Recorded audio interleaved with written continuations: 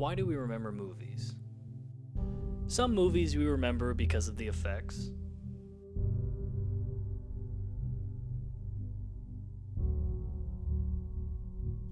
Some movies we remember because of the characters.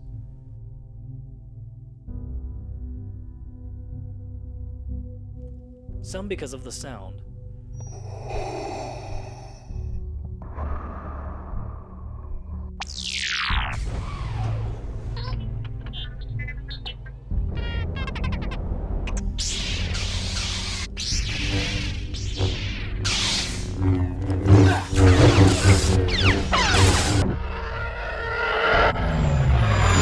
And for others, it's because of the lies.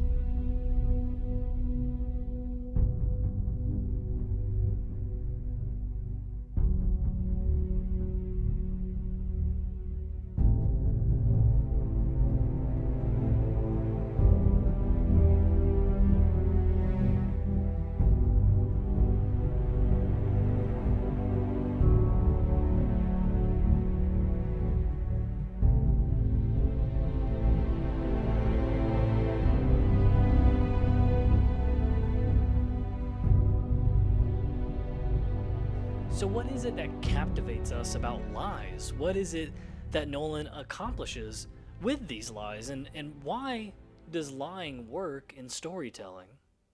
Christopher Nolan, born and raised in London, England, studied English literature at the University College London. Not of London, just College London, apparently, until making his first film, The Following, in 1998. After this came Memento in 2000, Insomnia in 2002, Batman Begins in 2005, The Prestige in 2006, The Dark Knight in 2008, Inception 2010, Dark Knight Rises 2012, Interstellar 2014, Dunkirk 2017, and Tenet 2020. And that's just the feature-length stuff. We don't want to get into a whole list of what he actually has done. With 36 Academy Award nominations and only 11 wins, with The Dark Knight Rises being the only film of his to neither receive a nomination or a win, it's fair to say that Christopher Nolan has left his mark on screen and off. But Nolan has left more than just a mark on pop culture. He's left a mark on the filmmaking and the philosophical world. There's something different about Nolan's work, something tangible that must be uncovered and unveiled to reveal something more, something unique. So,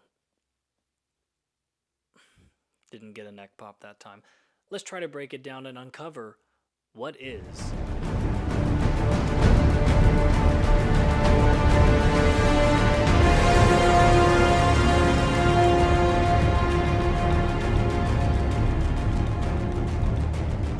For Christopher Nolan, his films usually revolve around uncovering a mystery, one as simple as finding my wife's killer, or one as complicated as, what the hell is going on here?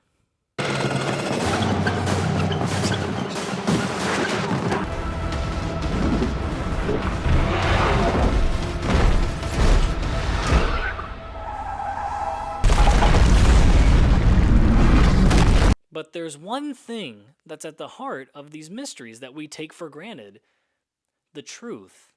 See, the goal of a mystery is to get to the bottom of it. That is, to find what is where nothing more can be. Ontology asserts, for those of you who don't know, that universals or independent entities not only exist, but are not the same as particulars, which are concrete spatiotemporal entities. The most used example illustrating this is the color red. An apple and a ruby are both red, for example, and their common redness results from sharing this universal. So if they are both red at the same time, then this property, that is redness, is in two places at once, making red something universal, not particular, like an apple or a ruby, both of which are different from literally every other apple and ruby classified in their group of apple and group ruby. There are many problems with this theory, one of which being, perception, everything that is perceived through your senses into your own brain, which has its own makeup. is there anything that's objective because of that? And, the answer gets very complicated very quickly. And also the question of whether universals even exist in the first place is something that's been debated for literally thousands of years, since before Christ. Which, for those of you who don't know, that was a while ago. But for our purposes, ontological issues concern that which is and how what is may or may not be different from what we want it to be, or even what we perceive it to be. Confused yet? Welcome to Act 1 of a Nolan movie, baby!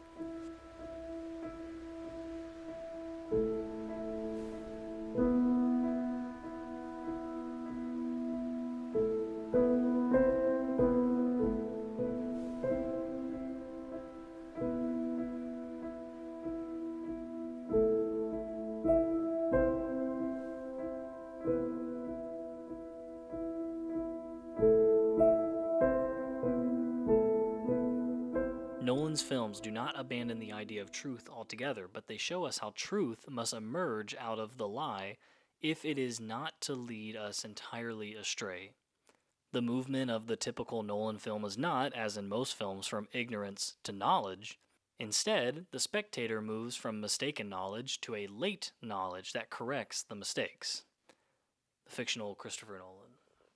Okay, so for the purposes of this video, I'm going to be referring to two concepts known as the truth, with a capital T, and the truth, with a lowercase t. So anytime you hear me say the truth, that's a capital T, and the truth, lowercase t. So do it with me. That was capital T and lowercase t. Now you got it. The truth. When it comes to the truth, there are two schools of thought. There is the truth, and there is the truth. The former believes in universals and absolutes. The latter believes in only particulars, in subjectivism.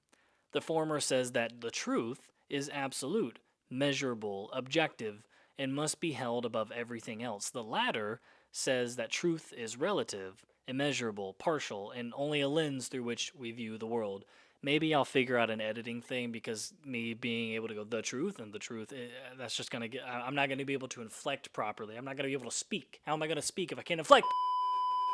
Much like a camera is for the audience, the truth in this worldview is just what we see and how it's tailored to make sense. While in reality, a movie is, well, just a lie. It's the hard work of many people to lie to you about what's happening around the camera so that you believe what is presented to you as a fact. In essence, this is what Christopher Nolan plays with in his films. You are to believe what is presented to you because the medium you are viewing has conditioned you to believe what you see and what you hear as the truth, when in reality it's an artifice that can be manipulated. What you see is just the truth. One of my favorite video game series ever, even though the last few entries have been very bad, is Assassin's Creed. Bum bum bum bum bum bum bum bum bum bum bum. God, I'm tone deaf. A mantra for the assassins in the video game series Assassin's Creed is nothing is true, but everything is permitted. Kind of a rather cynical view, if you ask me, and I think most would probably argue that. However, the most beloved character of the franchise has a slightly different take on the cynicism that seems to pervade that creed. To say that nothing is true. Wait, that's not Russian. Hold on. That was Russian. That's not Italian. What the hell am I talking about? Claudia. To say that nothing is true. That's still Russian. I can't do that. Why am I so bad at impressions? I'm not, though. That's what's crazy. Requiescat in pace. To say that nothing is true is to realize the foundations of society are fragile, and that we must be the shepherds of our civilization. That's so bad. You know what? Just play the clip. Just play the audio. To say that nothing is true is to realize that the foundations of society are fragile, and that we must be the shepherds of our own civilization. To say that everything is permitted is to understand that we are the architects of our actions, and and that we must live with their consequences, whether glorious or tragic. The point being this: if there is to be the truth, that truth must be built on the truth in order so that it can become the truth. Does that sound familiar? People will lose hope. They won't.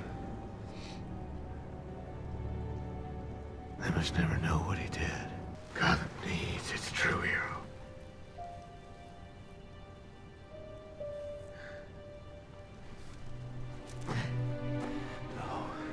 You either die a hero, or you live long enough to see yourself become the villain. I can do those things, because I'm not a hero. Not like Dent. I killed those people. That's what I can be. No, you can't. You're not. I'm whatever Gotham needs me to be. In an interview with Wired, Nolan states, and I'm going to do my best British impression and watch this, "I've always believed that if you make a film with ambiguity, it needs to be based on sincere interpretation." That's bad. We're going to cut that completely. "I've always believed that if you make a film with ambiguity, it needs to be based on a sincere interpretation. If it's not, then it will contradict itself, or it will be somehow insubstantial and end up making the audience feel cheated. I think the only way to make ambiguity satisfying is to base it on a very solid point of view of what you think is going on, and then allow the ambiguity to come from the inability of the character to know and the alignment of the audience with that character." However, Mark Fisher states in the Film Quarterly, volume number 64 from spring 2011, don't know why I gave you all that information, what are Nolan's films about, after all, but the instability of any master position? Interestingly enough, these concepts that seem to be contradictory actually fit pretty well with each other. Yes, Nolan claims to know the correct answer, much to Fisher's dismay, but he says that ambiguity of the film must come from a very solid point of view.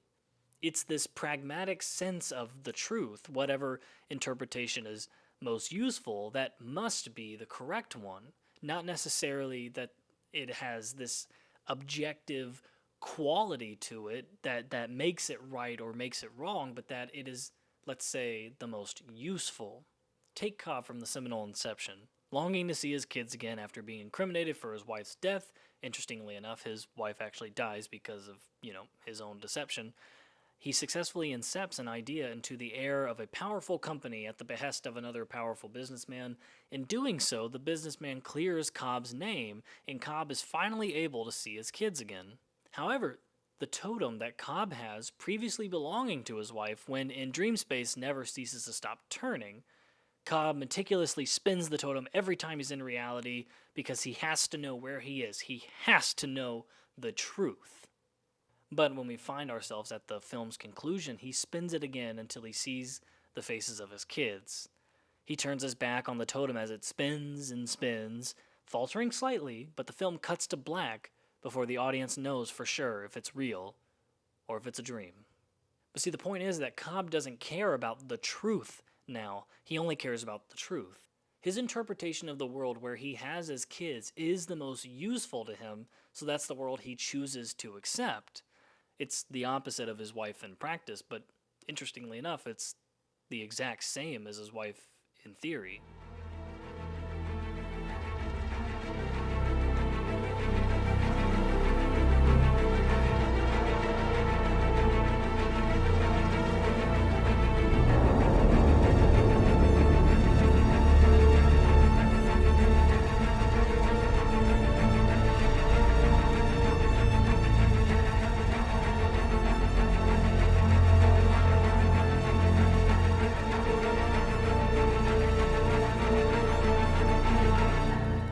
Of Christopher Nolan, is there a truth? It's clear that Nolan accepts truth, maybe arguing for the truth, but what do his characters believe? Lenny from Memento believes in the truth throughout his entire film. He searches for his wife's killer, believing wholeheartedly in the absolute fact one person must have done so. But by the film's climax, it's clear that Lenny has altered the facts he will remember so that he can constantly pursue the goal of finding his wife's killer, despite the fact he's killed at least 2 people, one of which was probably his wife's killer. By the end of the film, Lenny accepts that the truth must become the truth in order to give him a purpose in life, to give him something to do.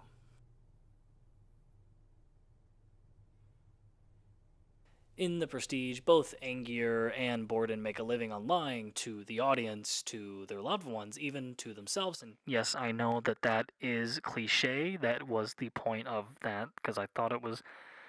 I'll be honest, I just needed a third thing to say. This heightened scale of lying kills Angier's wife, pushes his new loved one away, destroys Borden's marriage, locks him away, and causes the death of Angier at the hand of Borden's twin brother after Borden's hanging. See, there is a truth, a reality behind the magic and the deception, but the trick is the audience acceptance of the truth instead, until it's pulled right out from under them. Yes, I will accept McAfee's risk. Shut up. The lie of the Batman at the end of The Dark Knight Rises, the lie of humanity's chances in Interstellar, and the lie that initially saves but places in more mortal danger in Dunkirk, and the lie of causality in Tenet. So what does this say about Nolan's works and his belief in the truth? The answer is, well, Nolan believes in the pragmatic lie, in the lie that saves others and preserves virtuous moral systems. The lies of Nolan's heroes are done so with the best of intentions, but they come crashing down when met with reality, when met with the truth. Oftentimes, lying is necessary. The truth will not always set you free, as the truth can ruin your social standing, your understanding of yourself or of the world, and the truth, it can destroy. We know this about our own lives. We lie to protect others from the ugly truth we are so desperately trying to hide. We lie to protect ourselves from the stark reality of the universe that our lives are short and our being is limited. We lie to hurt others when we're already hurting. We lie so much and so often that sometimes the truth becomes muddied into the truth. And finding our way back is difficult, maybe even impossible. This is what it means to be human, to engage with reality and sort it into something comprehensible so that we may act, so that we may survive, and so we may live. Sometimes lying's a necessity. Sometimes lying is good. And sometimes there's the need for the pragmatic lie.